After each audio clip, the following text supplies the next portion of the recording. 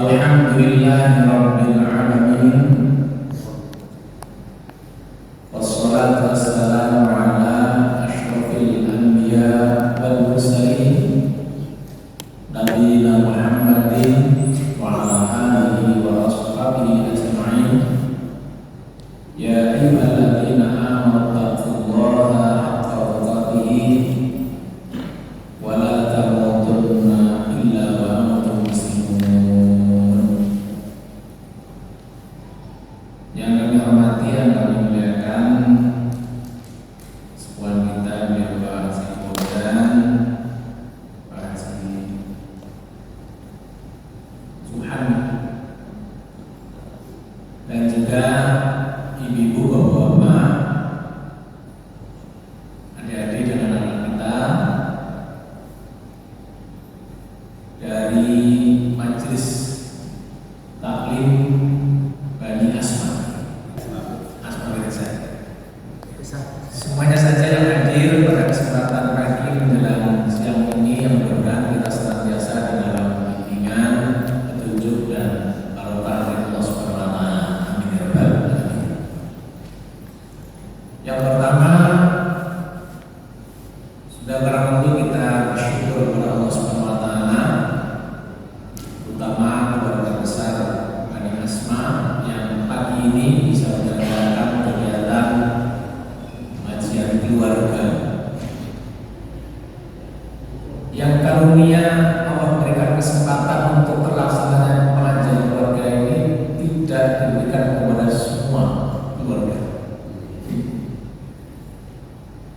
Jadi kalau kelihatannya sederhana, tapi itu sesuatu yang luar biasa. Sebab tidak semua keluarga itu bisa menyelenggarakan pengajian keluarga. Ini terima kasih kepada penggeraknya yang sudah bertahan. Saya tidak tahu persis pengajian keluarga sudah berjalan berapa lama, tapi sampai detik ini masih bertahan. Saya memohon kepada Allah, mudah-mudahan pengajian keluarga ini berlanjut istiqomah ya, sampai kita itu mengakhiri kehidupan kita di dunia ini. Amin ya rabbal alamin. Kenapa saya katakan karunia besar? Karena ini adalah bagaimana menerjemahkan dari ayat Al-Quran, a'udzubillahi minasyaitonir rajim, qu anfusakum wa ahlikum nar, jagalah diri kalian dan keluarga kalian dari siksa neraka. Dan ini betul-betul sesuatu yang luar biasa, tidak boleh dianggap remeh kalau kita menugaskan anak kita membaca ayat Al-Quran tadi. Ini sudah merupakan pengalaman nilai yang luar biasa. Jadi seusia beliau ini kan seusia yang kadang-kadang dihadapkan dengan pilihan yang mohon maaf tidak semua cenderung kepada semengaji. Tapi kemudian bagaimana keluarga mengkondisikan untuk bisa kesenangan yang lain, ya, tapi baca Al-Quran tidak boleh dilupakan. Jadi di tengah-tengah kehidupan keluarga kita, di tengah-tengah cobaan yang sungguh sangat berat antara baca Al-Quran dengan baca WA, persentasenya, tapi kita tetap menanamkan bahwa Al-Quran adalah segala-galanya. Ini ditunjukkan dengan pengajian ini dimulai dengan pembacaan ayat suci Al-Quran. Dan ini tidak boleh dianggap sepele, karena ini juga menerjemahkan bagaimana baginda Rasulullah SAW memberikan wasiat dan peringatan perintahnya, yaqra'ul Qur'an, bacalah oleh kalian Al-Quran, fa innahu ya'ti yaumal qiyamah syafi'an li ashabi, karena Al-Quran itu nanti akan datang di hari kiamat syafi'an, memberikan syafaat li ashabihi, bagi para pembacanya. Jadi kita harus ngajinya jangan ke saya saja, tapi ngajinya kepada beliau yang telah ngaji Al-Quran. Kita meniru membaca Al-Quran. Nah, sekarang kita bertanya kepada diri sendiri, kira-kira dalam hari-hari yang sudah berlalu banyak baca WA-nya atau banyak baca Quran-nya?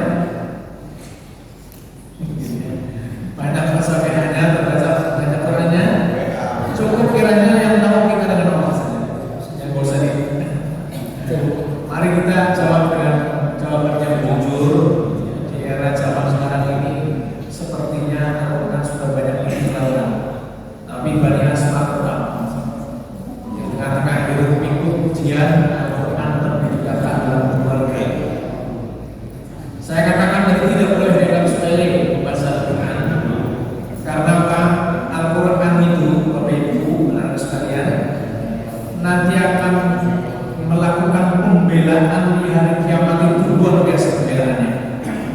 Sampai-sampai ulama itu mengatakan bahwa syafaat Al-Quran itu bisa menyelamatkan siksaan hambanya, hamba Allah maksudnya, sebelum hamba itu mendapatkan siksa. Jadi ulama membagi ada syafaat Al-Quran, ada syafaat Rasulullah. Jadi kalau syafaat Rasulullah itu diberikan kepada yang sudah mendapatkan siksa, tapi kalau Al-Quran membela pembacanya itu sebelum pembacanya itu kemudian disentuh siksa Allah. Jadi kalau dalam sebuah kita tarik dalam percakapan kita antara Al-Quran dengan Allah itu, ketika Allah itu akan menyiksa hambanya, sedangkan hamba ini dekat dengan Al-Quran, dalam hatinya ada Al-Quran, dalam hatinya ada Al-Fatihah, dalam hatinya ada surat Al-Mulk, di hatinya ada surat Yasin, di hatinya ada surat Al-Kahfi, di hatinya ada Al-Quran. Maka kemudian ketika mau disiksa, Al-Quran itu kemudian mengajukan pembelaan yang luar biasa kepada Allah. Ya Allah, jangan engkau siksa hamba ini, karena hamba ini habis waktunya untuk membacaku. Dalam hatinya itu ada Al-Quran, ada saya. Masa kemudian engkau akan menyiksa hamba yang senantiasa membacaku? Kalau begitu, kalau engkau tetap siksa, kemudian apa gunanya saya diciptakan sebagai Al-Quran dibaca oleh hamba tidak efek? Itu pembelaan yang luar biasa, sehingga kemudian hamba itu terselamatkan dari siksa Allah. Karena apa? Dalam hatinya ada. Jadi tidak ada dalilnya kemudian mereka memberikan pembelaan. Nah, ini sekitar mengingatkan saja di tengah-tengah ujian cobaan disebutkan aktivitas kita terhadap Al-Quran di samping. Maka mudah-mudahan setelah ngaji ini kita semuanya diingatkan bukan atau tidak dilarang membaca baiknya, tapi kemudian jangan kemudian mengalahkan. Al-Quran, surat Al-Quran itu jauh lebih punya manfaat yang luar biasa karena sampai memberikan pembelaan ketika kita dihadapkan dengan siksa Allah. Dan pengajian ini luar biasa, tidak hanya dihadiri yang sepuh, ibu kita, bunda kita yang sepuh, tapi juga anak-anak itu hadir juga. Ini juga tidak nampak di pengajian-pengajian yang lain. Kalau majelis-majelis pengajian yang lain biasanya yang hadir kesepuhan saja. Tapi di pengajian kita itu anak-anak hadir. Walaupun kadang-kadang ya anak main-main enggak. Tapi sebegitu nilai yang kita jalankan kepada anak-anak kita lama-lama menjadi biasa. Awalnya dipaksa, inginnya mau nonton TV, inginnya main game, tapi kemudian dipaksa biasa karena terbiasa. Dan untuk sampai terbiasa itu memang harus ada paksa. Kalau di bibi saya kira sudah tidak tahu lagi lah jurus-jurusnya ya. Jadi nggak apa-apa ngaji sambil main kan gitu kan. Ada makanan yang disukai sama anak-anak saya. Nah ini sebagai suntikan, jadi saya suruh tidak merasa bahwa saya memberikan pengajian, tapi saya ngaji juga. Bagaimana keluarga kami pun tidak punya yang seperti ini. Baiklah yang perlu kita syukuri dan perlu kita dukung. Dan yang lebih berat tantangannya adalah penggeraknya. Sebab kalau sudah pengajian keluarga, biasanya alasannya banyak, acara ini, acara itu. Tapi penggeraknya itu kita doakan mudah-mudahan diberikan keistiqomahan. Amin. Selanjutnya Bapak Ibu, sedikit kami ingin menyampaikan terkait dengan potret fenomena kehidupan umat muslim di akhir zaman. Saya berangkat dari sebuah kisah saya. Tidak mengapa gitu, saya berikan kisah Islami. Ya, adik-adik mudah-mudahan tidak terlalu asing dengan kisah ini. Dan kalau yang sudah mendengar kisah ini ya, mengingatkan kembali bahwa dikisahkan ada seorang bapak hidup di kampung terpencil, kemudian hidup bersama 3 anaknya, yang secara kebetulan anaknya itu laki-laki semuanya. Yang ketiga-tiganya itu laki-laki, hidup di kampung terpencil, seorang bapak yang sudah cukup serta 3 anaknya. Perlu diketahui Bapak Ibu, seorang bapak ini ternyata menghabiskannya masa-masa hidupnya itu untuk perhatian terhadap anaknya yang ketiga itu. Hanya saja kemudian tidak semua anak itu mendapatkan kasih sayang yang sama. Tidak semua dari anak itu memberikan atau menerima perhatian yang sama. Namun demikian saya harus perkenalkan dulu itu namanya anak yang ketiga itu. Anak yang pertama namanya Anis.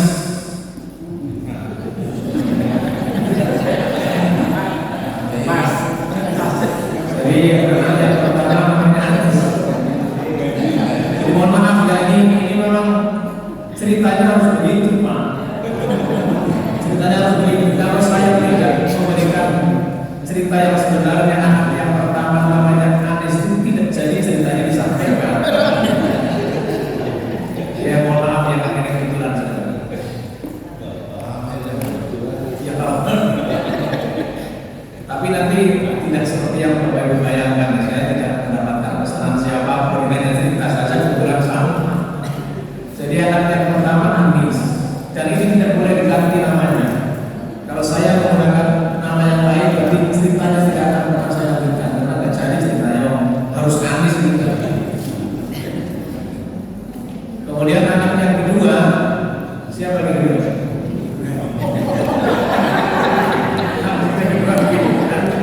Bukan itu, sekali lagi saya tidak ada kaitan dengan itu.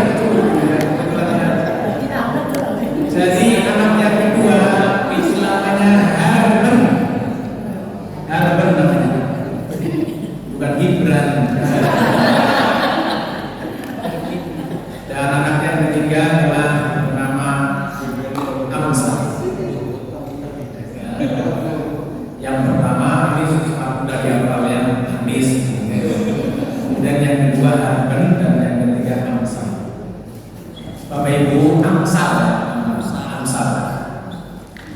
Nah, secara kebetulan bapak ini sangat-sangat banyak perhatiannya kepada anak nomor 1 dan anak nomor 2, yaitu Anis dan Harben.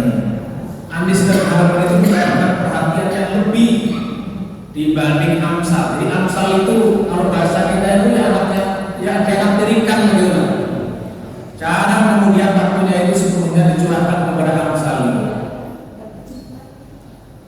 sehingga bisa kita lihat adanya ketidakadilan perlakuan sikap bapaknya ini kepada putra-putrinya putranya yang ketiga ini. Nah, ini naudzubillah, Bapak Ibu jangan sampai seperti ini ya, jangan sampai seperti yang dalam kisah ini. Jadi kita mestinya berbuat adil kepada anak-anak kita, walaupun ya kalau ditimbang-timbang keadilan kita tidak akan pernah mencapai keadilan Allah. Jangan sampai kemudian perlakuan kepada anak ini tidak adil. Waktu-waktunya habis perhatikan 2 anak itu, yaitu Anis dan Harben ini. Sehingga kemudian datang masa tuanya. Ya kalau sudah sepuh kan semua kenikmatan dikurangi oleh Allah SWT, sampai kemudian bapak ini sepuh dan lemah. Dan sunnahnya yang namanya umur kan memang ada batasannya, tidak akan hidup selamanya. Sehingga ketika si bapak ini butuh pertolongan anaknya, ia memanggil anak yang pertama yaitu Anis ke dalam kamarnya. Wahai anakku Anis, bapak sudah tua dan lazimnya orang hidup-hidupnya sementara, ada batasan umur jatah yang Allah berikan. Maka permintaan bapak, permintaan ayah, nanti kalau ayah mati dikubur, mohon dengan sangat temani ayah di kuburan. Ini permintaan bapaknya ini. Nah, spontan di sini kemudian "Oh, Bapak gimana sih? Amat sehat enggak? Kalau bahasa kita waras enggak? Masa saya harus nunggu di kuburan Bapak yang sudah meninggal? Enggak mau Pak, saya enggak mau."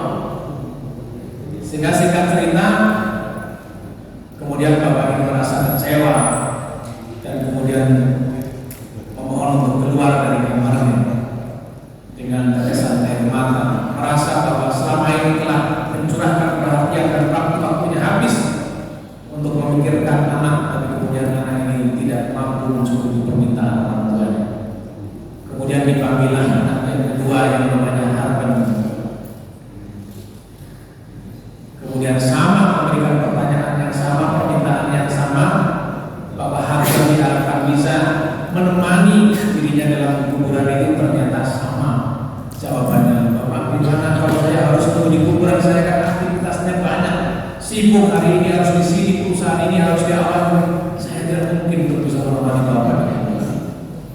Akhirnya tangisan yang telah dibuat, ya, akibat kekecewaan dari anak pertama, tambah kekecewaan dari anak yang kedua ini, kemudian semakin menjadi tangisannya, sehingga terdengar oleh anak yang ketiga yang bernama Amsal. Maka singkat cerita, Amsal ini belum sempat dipanggil, Amsal ini sudah peka terhadap apa yang terjadi dalam diri bapaknya. Dia menangis dalam kamar, sehingga Amsal ini kemudian memasuki kamar ayahnya dengan membawa air minum. Diharapkan dengan meminum air yang dibawa ayahnya itu akan menjadi tenang dan Amsal bisa mendapatkan apa yang terjadi sebelumnya. Maka sama permintaan yang tadi disampaikan kepada anak yang pertama dan kedua ini, kemudian disodorkan kepada anak yang ketiga, anak yang selama ini tidak mendapatkan perhatian, anak yang selama ini dianaktirikan, tidak diperhitungkan. Sehingga kemudian singkat cerita, "Wahai Amsal, apakah kiranya engkau mau menemani Bapak nanti di kuburan?" Apa jawab Amsal? "Wahai ayahanda, jangankan menemani di kuburan, apapun permintaan ayahanda, maka akan kami cukupi," kata Amsal. Nah, ceritanya sampai di sini selesai, Pak. Ceritanya hampir sudah selesai ceritanya. Ada yang bisa dipahami dari cerita ini? Atau masih gantung? Masih gantung ya? Supaya nanti jelas duduk perkaranya dan tidak salah paham, tidak miskomunikasi, tidak ada kegaduhan. Nanti setelah pengajian ini, maka harus ada penjelasan di sini. Saya jelaskan di sini bahwa anak pertama yang bernama Anis itu artinya adalah anak istri. Makanya nggak boleh diganti dengan nama yang lain. Kalau bukan anak istri, kalau Anis namanya. Anak yang kedua adalah Harben. Harben artinya harta benda.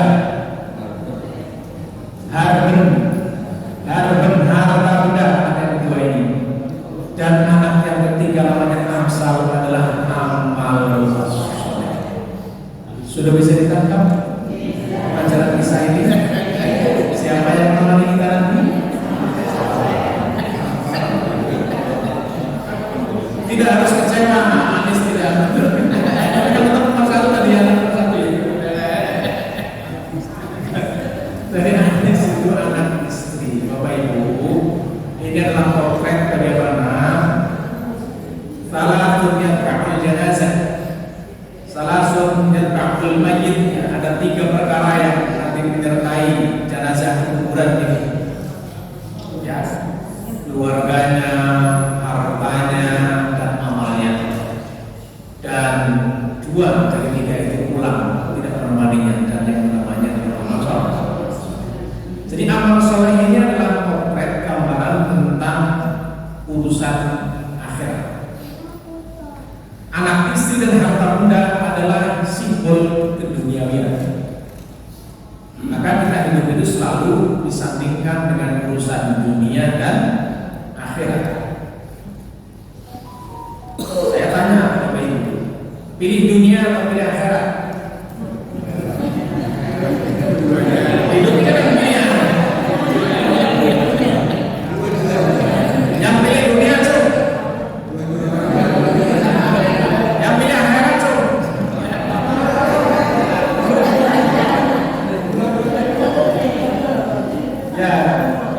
Hidup itu kan pilihan, tapi sangat tergantung bagaimana mensikapinya. Memang yang kita temui dalil-dalil itu tetap orientasi prioritas yang dipentingkan adalah akhirat, karena di dunia ini sifatnya kan sementara. Adapun di akhirat itu adalah khalidina fiha, maka walal akhiratu khairul laka minal ula wal akhiratu khairu wa abqa. Tapi ada ulama yang mengatakan beda dengan kita itu. Kalau menurut saya penting dunia daripada akhirat. Karena hakikatnya apa yang kita dapatkan di akhirat itu adalah hasil bercocok tanam di dunia. Kalau kita tidak menganggap penting kehidupan dunia, bagaimana mau kita memanfaatkan kesempatan di dunia ini untuk beramal soleh? Maka kita akan penting. Apalagi kalau kemudian harus kita dengar cerita mereka yang sudah mati, mereka semua pada kembali ke dunia. Pernah mendapatkan atau mendengar cerita yang ada di kuburan? Tidak perlu kemudian nanti kuburan kemudian nanya gimana mau pulang lagi ke dunia atau situ aja gitu.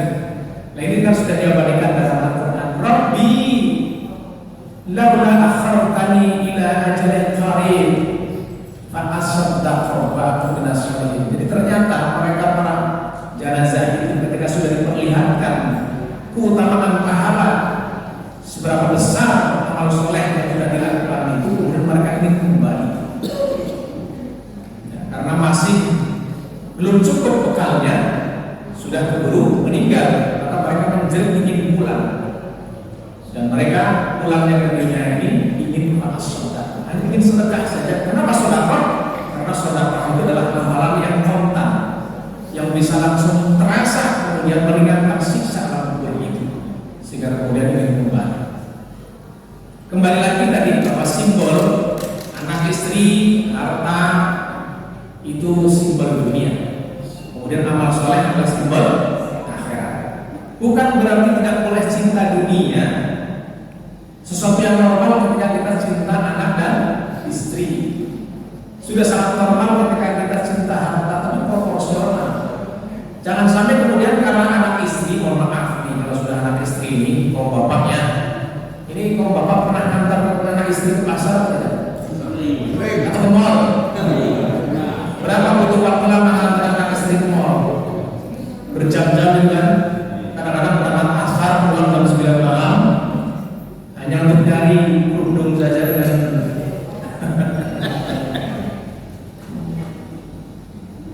karena cintanya kepada anak istri, kemudian apa yang dimaunya dituruti.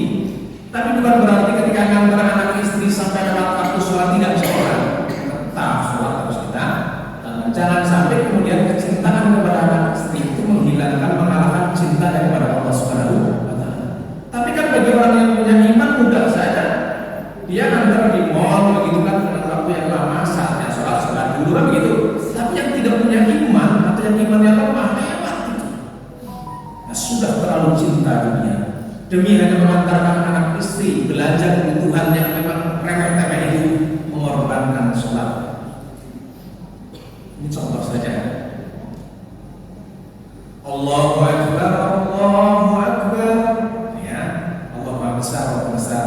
Hayya 'alas shalah, hayya 'alas shalah, hayya 'alal falah. Sudah adzan. Ini undangan Allah kan? Biasanya di Masjid Asma berapa sok diundang sama Allah? Tapi coba dikasih pengumuman nih Pak Simposan, besok hari Senin kumpul semuanya di masjid ini karena akan dibagi uang 1 juta. Kira-kira perlu apa yang dikasih? Jadi sebegitu potret kita umat Islam saat ini, betapa ketika dipanggil undangan Allah itu diiming-imingi dengan hayya 'alal falah, mari kita apa? Kemenangan menuju kemenangan, hayya 'alal falah, tidak bergeming. Tapi kalau sudah besok, ya, khawatir akan membagikan satu orang itu 1 juta rupiah. Wah, itu masuk simbol. Yang pertama, secara teori itu kita harus mengutamakan akhirat, tapi prakteknya banyak yang kemudian mementingkan dunia. Ini potret Islam akhir zaman itu seperti itu. Nah, maksud saya sampaikan ini jangan sampai kemudian kita termasuk kepada sesuatu yang sangat dikhawatirkan dan dibicarakan oleh Rasulullah SAW sehingga kami sampaikan. Maka Bapak Ibu, ada seorang ulama salaf bernama Malik bin Dinar itu pernah mengatakan bahwa "Lau kanatid dunya minal dhahabin yafna wal akhiratu min khazabin yabqa lakana wajibu ayyufiru khazabin yabqa ala dhahabin yafna." Jadi ulama Malik bin Dinar itu pernah mengatakan, seandainya dunia ini adalah emas yang akan fana. Fana ini apa? Fana itu rusak, fana itu hancur, fana itu sementara. Wal akhiratu min khasabin yabqa, sedangkan dunia adalah tembikar yang abadi. Apa itu tembikar? Tembikar itu ya perhiasan tanah liat, perhiasan yang terbuat dari bahan bakunya tanah liat. Tembikar itu ada entong, kendi, kendil, tekong, kemudian kunci, tembikar.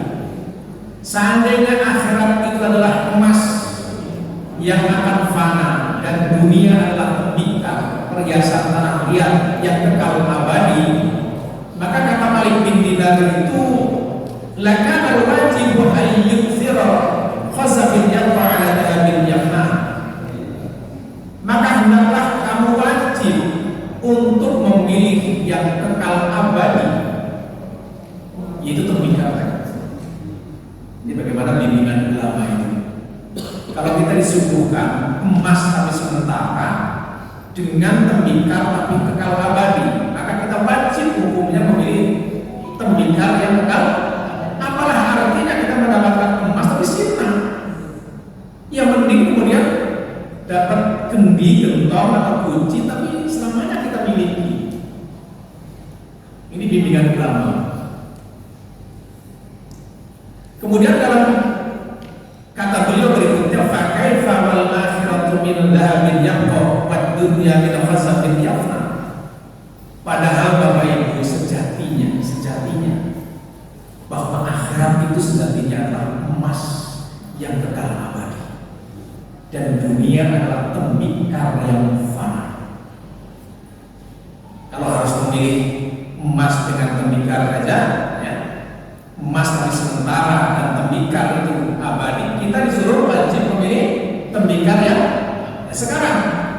Apalagi kalau kemudian akhirat itu adalah sebenarnya emas dan kekal, maka sudah tidak ada pilihan lagi. Oh, yang tembikar saja kita harus pilih karena kekal abadi. Itu bukan tembikar yang kekal abadi. Sejatinya itu akhirat adalah emas dan kekal abadi. Maka saatnya kita kemudian kita itu harus memilih urusan akhirat. Dengan cara apa? Dengan cara proporsional. Cinta kepada anak istri normal, tapi kalau sudah terlalu, maka tadi mengalahkan yang sejatinya. Kepada harta, cinta normal, tapi ketika akhirat sebagai tujuannya, maka harta itu akan ditasarrufkan kepada amalan-amalan yang bisa mendatangkan kebahagiaan akhir. Tidak seperti itu. Inilah amal soleh. Jadi kita hidup di dunia itu sebentar, tidak akan selama-lamanya. Maka manfaatkan momentum di dunia ini untuk mencari bekal sebanyak-banyaknya. Yang maksimal saja dalam amal soleh masih menyesal, apalagi kemudian yang tidak maksimal. Ibu bapak jamaah Allah, ini yang kemudian oleh baginda Rasulullah SAW diperingatkan kepada para sahabat itu, dan sudah barang tentu dimanfaatkan untuk kita semuanya, bahwa yushikul umamu an tada'a alaikum kama tada'a akalatu ila qas'atiha. Jadi ini dari hadis yang diriwayatkan oleh Imam Abu Dawud yang bersumber dari sahabat Thauban radhiyallahu anhu bahwa suatu masa nanti, kata Nabi itu berabad-abad yang lalu sudah memberikan isyarat ramalan bahwa suatu masa nanti nyaris orang-orang di luar Islam, orang-orang kafir itu akan menyerbu, akan menyerang, akan membinasakan kalian itu kama tada'al akalati ila qas'atiha, seperti halnya orang-orang menyerbu makanan di atas nampan. Nampan gitu, nampan, apa nih nampan? Kalau bahasa saya tampah, bulan tampah. Sedikit siapa bulan tampah? Besar sedikit jadi tampil gitu ya. Ini bisa kita bayangkan kalau habis pengajian ini, kemudian kita disuguhi makanan tumpeng begitu di atas nampan, kemudian kita dipersilahkan untuk menikmatinya. Ini kurang lebih ya, masing-masing kita berburu, ya. Masing-masing kita berlibur, ingin menikmati apa yang ada di atas nampan itu dengan nyamannya, dengan tidak ada hambatannya. Maka ini gambaran bagaimana umat Islam itu suatu saat akan diperlakukan oleh orang-orang non-muslim itu seperti halnya makanan di atas nampan itu menjadi rebutan itu. Mudah kemudian diberdayakan, mudah dihancurkan, mudah dibinasakan, mudah diombang-ambingkan. Faqala qail, maka seorang sahabat bertanya kepada Rasulullah SAW, wa min qillatin nahnu yawmaidin, wahai Rasulullah, apakah kemudian umat Islam saat itu sedikit sehingga mudah menjadi rebutan mereka, mudah dihancurkan oleh mereka, mudah diperebutkan oleh mereka? Qala, jawab Rasul, bal antum yawmaidin katsir. Sebaliknya umat Islam saat itu banyak, menjadi mayoritas. Walakinnakum khusatun ka khusatis sayy, namun demikian banyaknya itu diibaratkan seperti buih di atas lautan. Jadi ternyata Bapak Ibu, fenomena yang diisyaratkan oleh baginda Rasul dalam ayat ini nampak sekarang. Kata betapa umat Islamnya skala makro dunia maupun mikro di Indonesia mayoritas. Tapi sebegitu mudah orang-orang di luar Islam itu membokong orang yang banyak itu, diombang-ambingkan ke sana kemari, dimanfaatkan untuk memenuhi syahwat hawa kekuasaannya, nafsunya. Umat Islam tidak punya kekuatan apapun, sama seperti makanan yang diperebutkan oleh mereka. Apa ada makanan ketika mau dimakan lari, ingkung mau diambil lari ingkungnya gitu.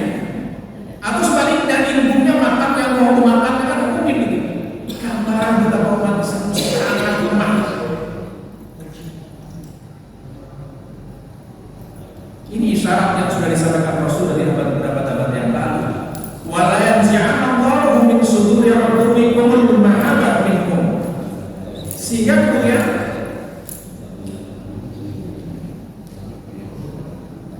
karena umat Islam yang banyak itu diibaratkan seperti buih. Buih itu kan umroh bahasa kita itu.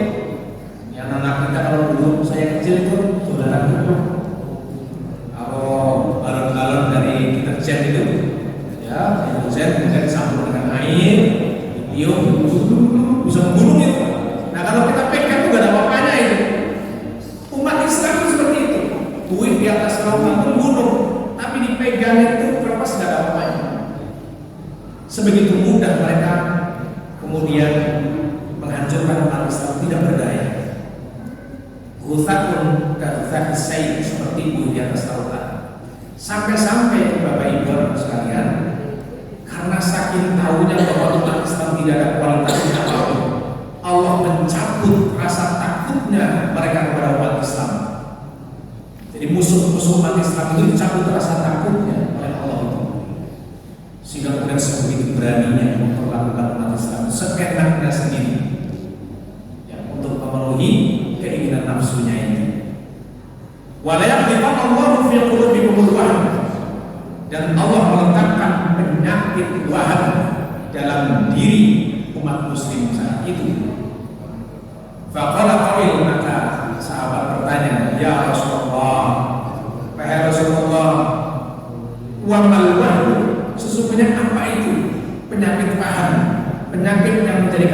Islam yang banyak itu seperti buih di atas lautan tidak berdaya ketika diserang.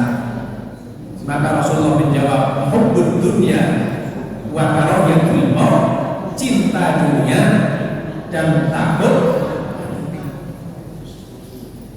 Nah ini diuji kita nanti di pemilu 2024. Mau akhirat atau dunia? Nah, repot itu. Di masjid ini akhirat, nilai-nilai akhiratlah yang kita perjuangkan, nilai keadilan, nilai amanah, nilai kejujuran, sehingga kita memilih itu dengan nilai-nilai itu. Karena belum ada pilihan. Coba nanti ketika disodorkan kita 1 miliar, kira-kira akan kita jual apa enggak ini kepentingan akhiratnya? Ini kan kemarin sudah kita tonton semuanya videonya itu kan. Betapa ada kiai yang sudah diserang gitu kan dengan uang itu satu kresek itu, dan tidak menutup kemungkinan nanti semakin dekat dengan pilihan itu semakin banyak tawaran-tawaran. Maka jangan sampai kemudian kita itu menggadaikan itu karena kepentingan dunia, kepentingan sesaat. Tapi ini sudah diperhitungkan sebab, mohon maaf, seorang kiai yang kalau kelasnya kita mungkin ratusan ribu, ya jangan sampai kemudian karena apalagi ratusan ribu itu. Mestinya ketika miliaran pun harus betul-betul kita jangan sampai memilih jadi karena miliarnya itu, tapi betul-betul karena pilihan kita itu ya ini. Ini kalau sudah 1 miliar di atas meja, gimana persen?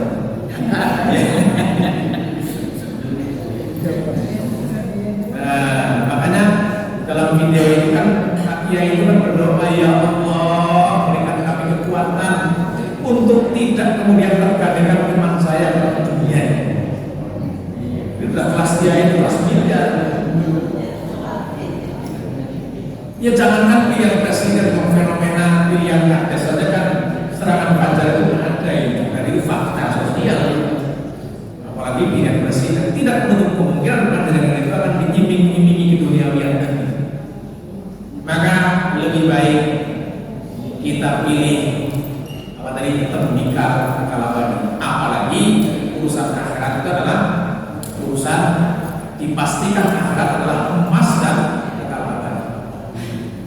Maka mari kita jauhkan isyarat Rasulullah yang menyebutkan bahwa yushiku ayatnya ala nasi zaman la yabqa minal Islam illa ismuhu. Akan datang suatu zaman di mana pada waktu itu tidak tinggal Islam kecuali namanya. Wah itu kan miris sekali. Dan ini isyarat Rasul, nanti Islam itu tinggal nama, mayoritas Islam, tapi kita memilih pemimpin yang menjadi representasi mayoritas itu sangat sulit. Bahkan kita sudah lelah bagaimana kita punya pemimpin kok tidak kemudian justru memberikan porsi yang lebih kepada umat Islam, malah yang nampak itu sangat mudah para ulama kita itu ditangkapi dengan dalih radikalisme, Islam radikal. Nah, kita sekarang sudah terbeli dengan istilah Islam radikal itu, padahal Islam itu tidak ada radikal.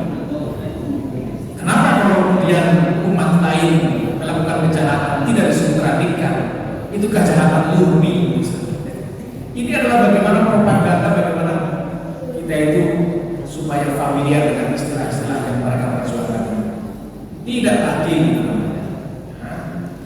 Islam banyak tapi tinggal namanya. Jangan sampai ini syarat tadi. Jadi minal Islam illa ismuhu. Tidak tinggal Islam kecuali hanya namanya saja. Wala yabqa minal Qur'an illa rasmuhu. Dan tidak tinggal Al-Quran melainkan tulisannya saja. Ini sekarang apa? Kenapa Islam lemah? Karena ya namanya saja itu yang ada. Mayoritas Islam tapi umatnya itu jauh dari nilai-nilai Islam. Udah terbeli dengan nafsu duniawi. Kemudian ada Al-Quran tapi tidak dibaca. Masih porsinya itu jauh besar membaca WA-nya dari Al-Quran. Masa dihukum yawma idzin akhirah, masjid-masjid mereka megah, tapi kosong dari petunjuk. Tidak pernah masjid itu memberikan pencerahan kepada jamaahnya, dibiarkan begitu saja jamaahnya.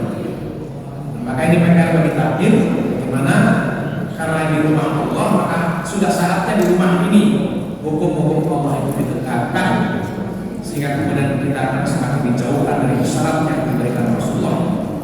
Selanjutnya, ulama'uhum syarrun man tahta qadimis sama. Bapak Ibu, dalam hadis ini disyaratkan bahwa ulama-ulama saat itu adalah menjadi makhluk, sosok makhluk yang paling buruk di bawah langit. Disyaratkan ulama-ulama saat itu menjadi makhluk yang sangat buruk yang ada di bawah langit. Artinya apa? Ulama tadi ketika sudah disodorkan dunia, kemudian dia menjual akidah dan imannya hanya karena rupiah. Dan ini sudah nampak sekarang. Min 'indika takhudul fitnah, sehingga dari mulut para ulama itu yang ada adalah mengeluarkan fitnah saja. Maka Bapak Ibu jamaah rahmatullah, sekiranya kami sampaikan ini ya karena ini suasananya suasana yang nanti akan kita hadapkan dengan pilihan. Alhamdulillah calon presiden kita semuanya muslim. Alhamdulillah muslim semuanya. Tapi kan dari yang tiga itu ya pasti ada yang lebih baik. Tidak mungkin kita pilih semuanya, dan tidak mungkin kita tidak pilih semuanya, harus kita pilih. Makanya saya serahkan kepada Bapak Ibu nanti orientasinya apa, dunia apa akhirat. Ya pastinya nilai-nilai ukhrawiyah itulah. Bagaimana kita memilih pemimpin yang mampu menerjemahkan, bagaimana mampu membimbing warganya, menuntun umatnya, kebijakan-kebijakannya itu membawa kepada kita itu menuju keselamatan hidup baik dunia maupun yang pemimpin kita harus yang paling sedikit kira-kira bersentuhan dengan korupsi siapa, dari latar belakang keluarganya, dari jejak rekam kinerjanya, kebijakannya itu apakah pro terhadap umat Islam atau tidak. Ini semuanya adalah referensi yang kita sudah banyak ambil, tinggal menentukan pilihan. Semoga Allah SWT memberikan petunjuk ya kepada kita.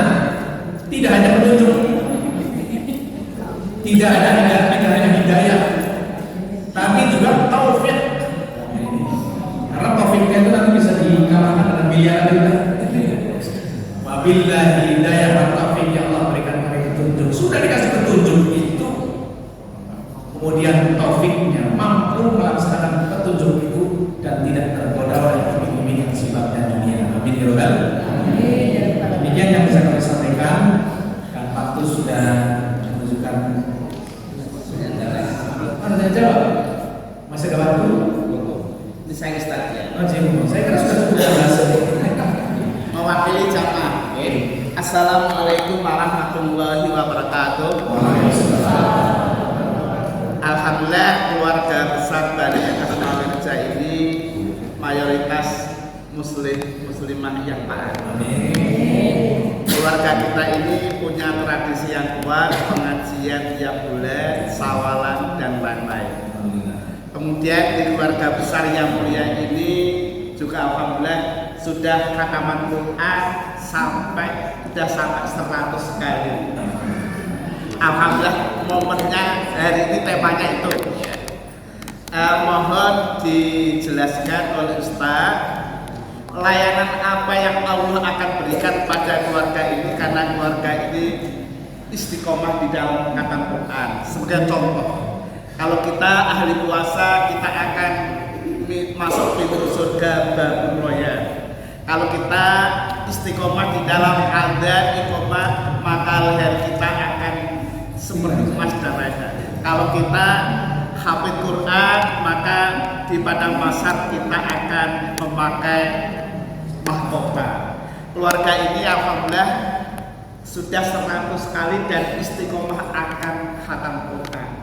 Layanan di samping semuanya akan masuk surga. Layanan Allah apa yang akan diberikan kepada pembaca Al-Quran yang istiqomah, di samping juga membaca surah-surah yang lain di waktu-waktu yang lain. Terima kasih Ustaz. Wassalamualaikum warahmatullahi wabarakatuh. Terkait dengan amalan-amalan yang kita tunaikan itu memang tidak sedikit yang memang dalam keterangan-keterangan itu ada keutamaan-keutamaan tersendiri. Seperti tadi ada pintu surga yang namanya royan diberikan kepada ahli puasa, gitu ya, kemudian kepada ahli yang lain, kepada ibadah yang lain. Namun demikian, kami kiranya cukup memberikan satu poin saja. Apapun yang sudah ditunaikan dan coba ditegakkan nilai-nilai agama dalam keluarga Bani Asma ini, kita meyakini di situ ada satu kata yang tidak bisa kemudian ditandingi kata-kata itu, yaitu kata keberkahan, barokah. Maka mudah-mudahan dengan kita mencoba menunjukkan tinggi nilai-nilai yang sudah berjalan di keluarga Bani Asma, mentradisikan, membiasakan beramal soleh dengan cara seperti ini, mudah-mudahan Allah memberikan keutamaan keberkahan bagi kehidupan keluarga kita. Amin ya rabbal alamin. Keberkahan itu tidak bisa kemudian diartikan materi, tapi sesuatu yang di luar nalar kita.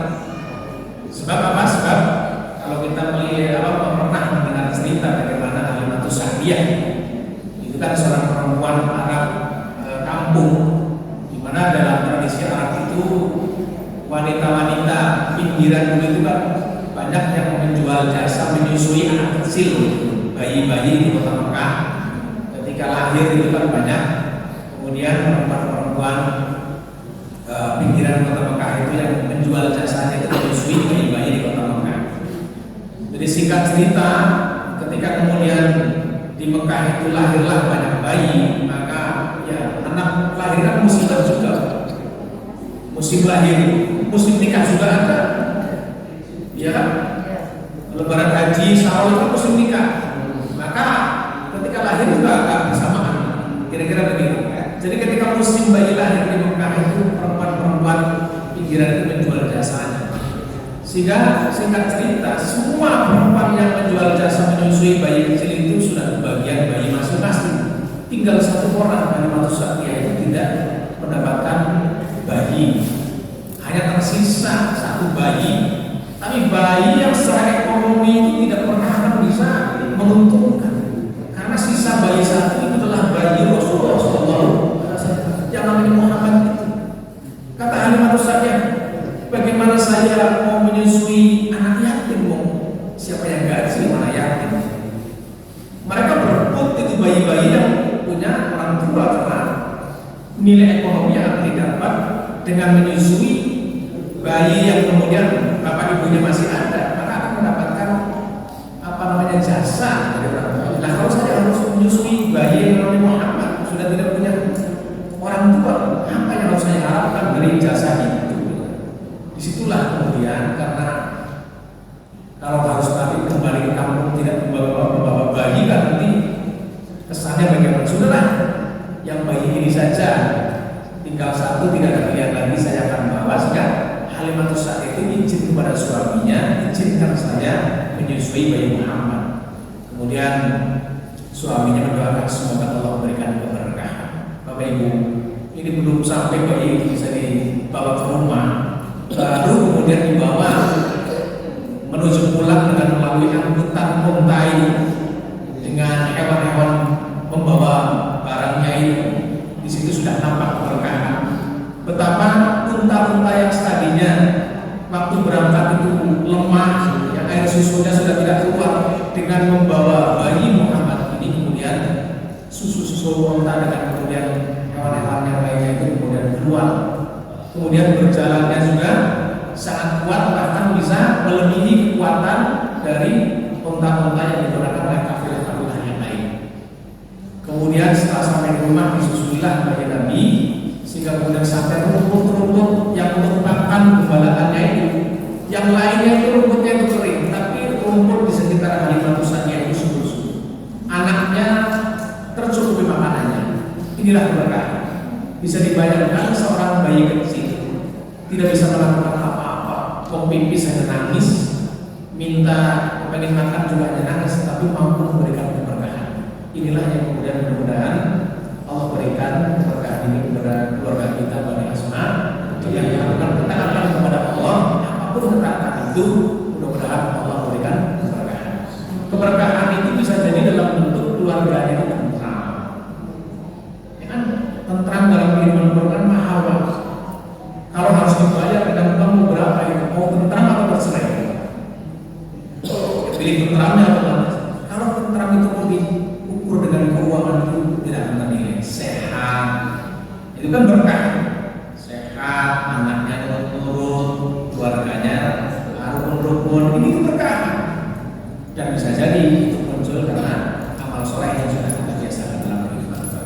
itu Pak. Jadi imbalan yang sifatnya menyeluruh keberkahan ilahi yang kita harapkan dari Allah Subhanahu wa taala. Allah a'lam bishawab. Wabillahi taufiq wal hidayah. Assalamualaikum warahmatullahi wabarakatuh.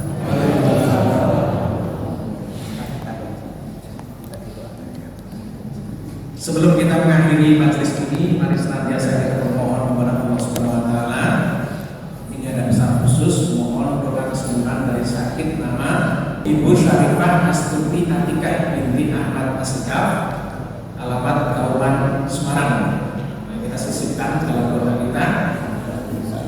Mari kita bermohon kepada Allah, mudah-mudahan doa yang kita mohonkan menjadi doa yang dikabulkan Allah Subhanahu wa taala. Amin ya rabbal alamin. A'udzubillahi minasyaitonir rajim. Bismillahirrahmanirrahim. Allahumma shalli ala Muhammad wa ala ali Muhammad wa sallim wa radhiyallahu ta'ala an sahabati Rasulillah ajma'in. Alhamdulillahi rabbil alamin. Hamdan yuwafi ni'amahu wa yukafi'u mazidah. Ya rabbana lakal hamdu kama yanbaghi li jalali wajhikal karim wa 'azimi sultanik. Allahumma a'inna 'ala dzikrika wa syukrika wa husni 'ibadatik. Rabbana wazidna an nashkura nikmataka allati an'amta 'alaina wa 'ala walidayna wa na'mal shalihan tardahu wa adkhilna bi rahmatika fi 'ibadika shalihin. Allahumma rabban nas adbil ba'sa ya Allah, ishfi anta syafi la shifaa illa shifauka shifaan la yughadiru saqaman.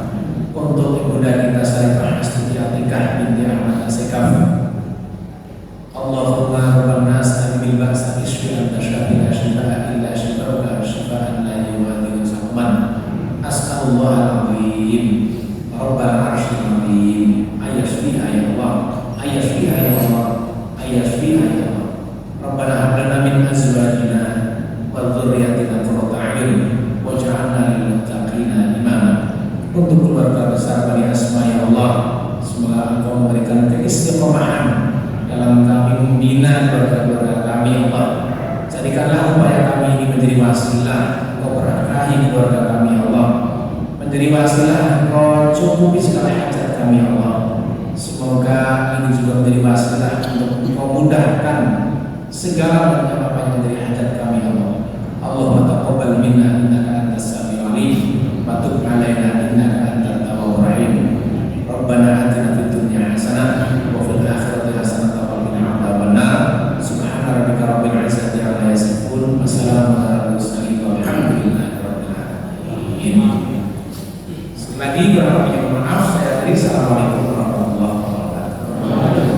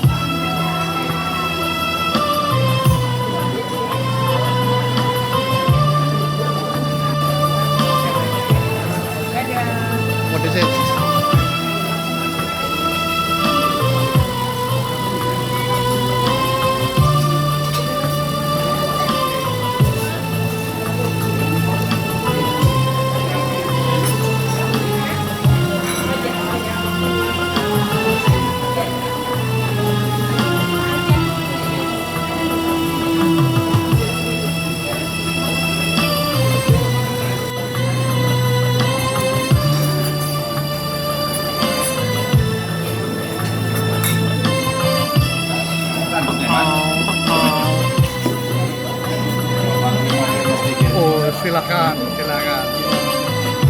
Mantap.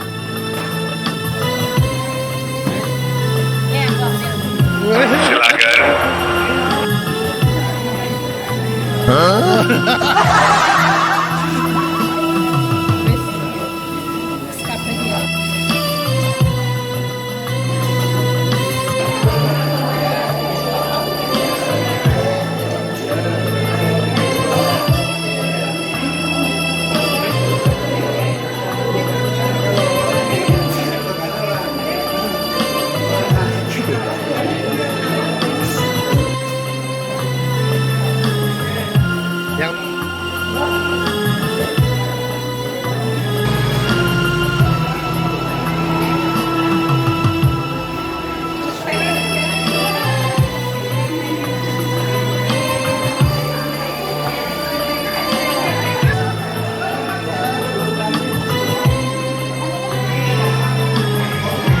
Sugeng kondur nggih.